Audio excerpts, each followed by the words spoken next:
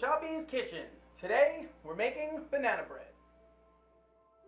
For this recipe, you're going to need 200 grams of all-purpose flour, 3 grams of baking soda, 1 gram of baking powder, 3 grams kosher salt, 3 grams cinnamon, 150 grams white granulated sugar, 70 grams of sugar in the raw or turbinado sugar, 115 grams of unsalted butter, 85 grams for the batter, and 30 grams for the pan. You're going to need 2 eggs, 5 milliliters of vanilla extract, and 365 grams of ripe bananas. It's about 3. Okay, since this is a quick bread, the first step is to preheat your oven to 350 degrees and put the rack in the middle. Then our next step is going to be to take the dry ingredients and mix those together first. You're going to want to add your flour, then your white granulated sugar, then while whisking it all together, you're going to add your baking powder, your baking soda, your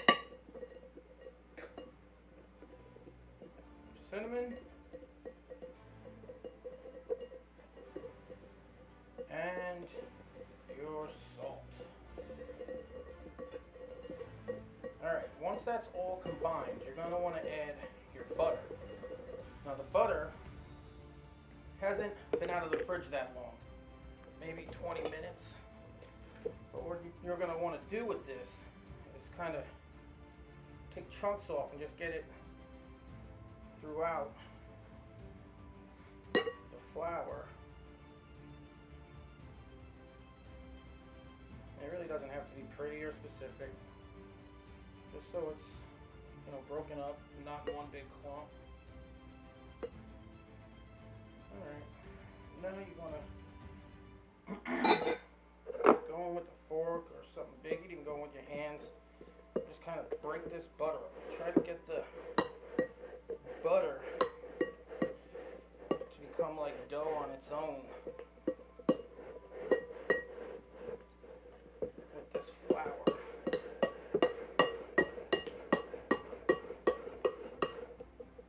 Like I said, you can even use your hands. It just helps get it all incorporated.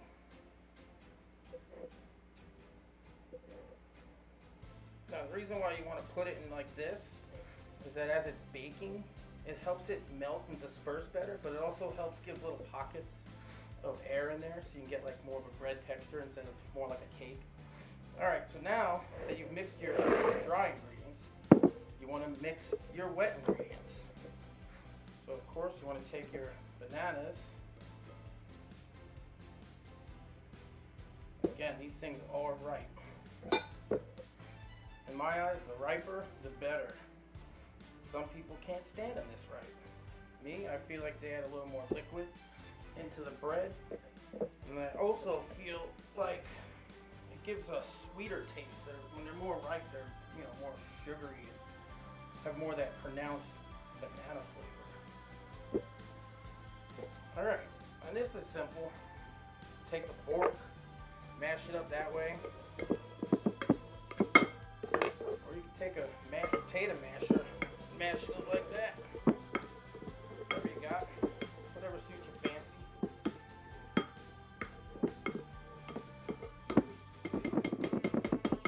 Alright, now I'm going to add your eggs.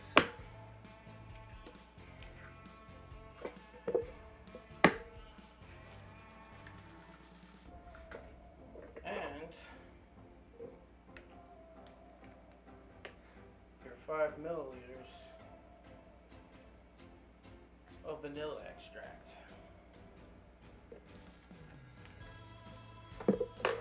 Now at this point, you want to get this pretty well incorporated. This is going to be the only liquid you're going to be adding into this batter.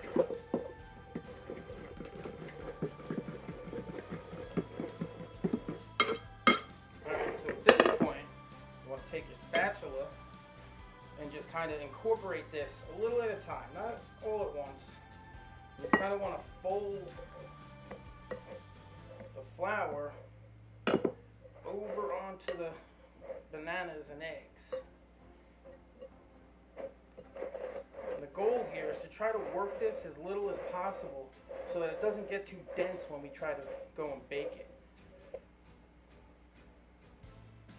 And also, because bananas, you really, you can measure them and get a good exact measurement, but for a quick bread, you just want to throw them in.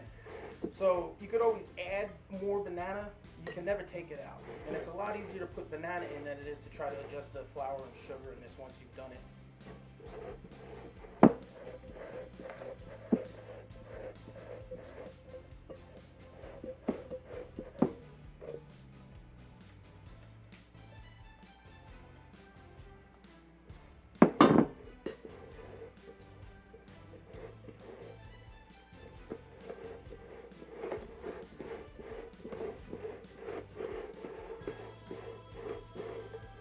Alright, once you start really getting it incorporated, it becomes like a nice batter, almost like cake.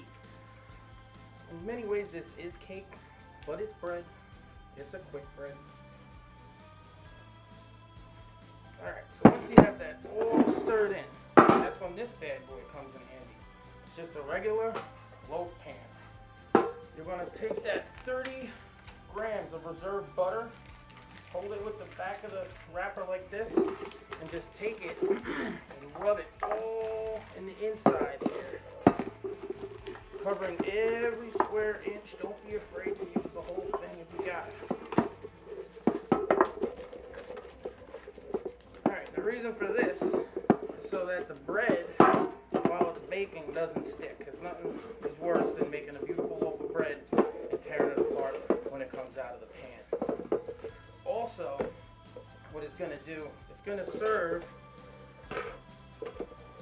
as a glue for our next step. What I'm going to do is I'm going to take this turbinado sugar, pour it right in there, all of it. It can get a little messy, but you're going to shake it around. You're going to shake it around until it coats every little nook and crevice inside this pan. It's messy. I'm telling you, it's a messy thing. It's fun. It's great for the kids. Alright, so any excess you just shake off. And that's what it should look like. Then,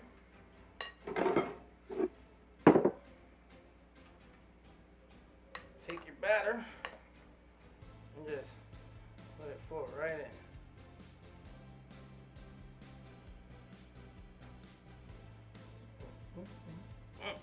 It's already looking good. Make sure you get all of it.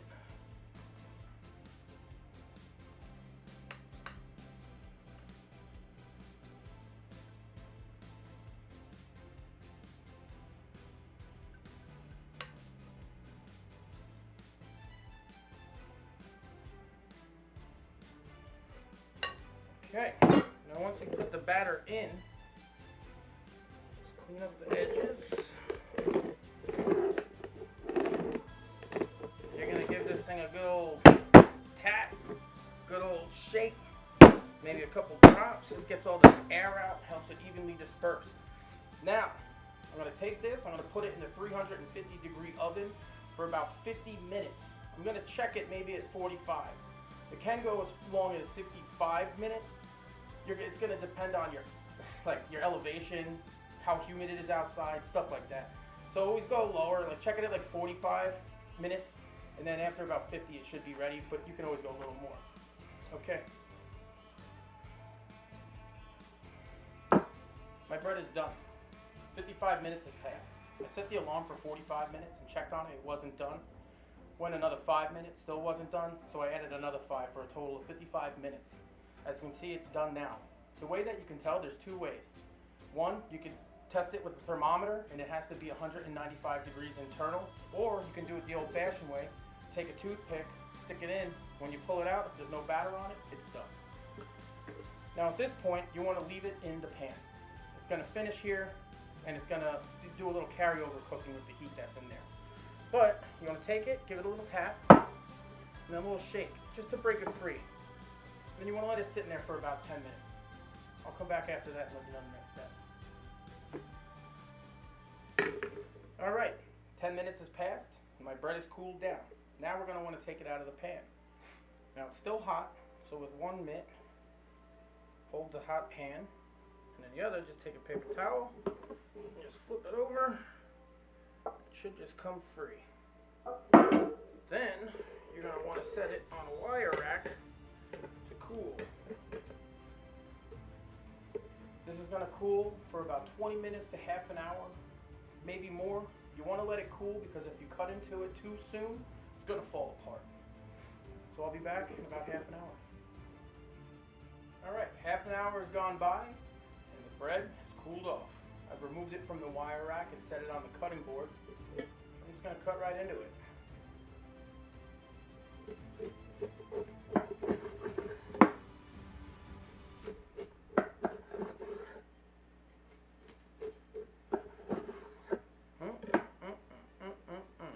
Not for nothing.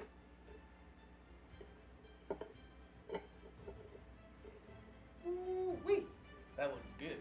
Still steaming a little bit too. Looks delicious.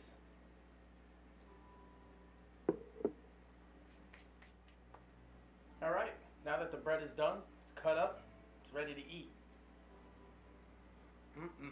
Still looks really, really good. That's going to make really good dessert.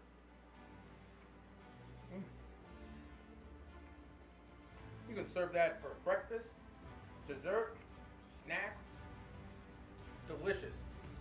Serve it a la mode, some whipped cream, take it with some coffee or hot chocolate. That is some good banana bread. Alright, until next time, pasta lasagna.